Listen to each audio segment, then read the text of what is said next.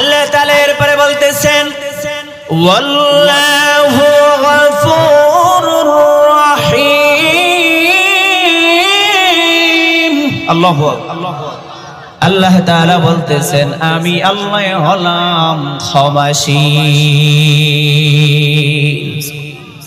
আল্লাহ আল্লাহ क्या मुबारक नाम है, अल्लाह अल्लाह आशिकों का कम है, या इलाही मुझसे मुझको दूर कर, ताकि देखो मुझ में तुझको एक नजर, या इलाही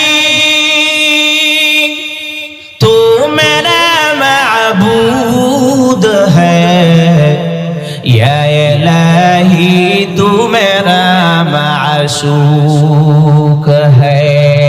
अल्लाहु अकबर बोले।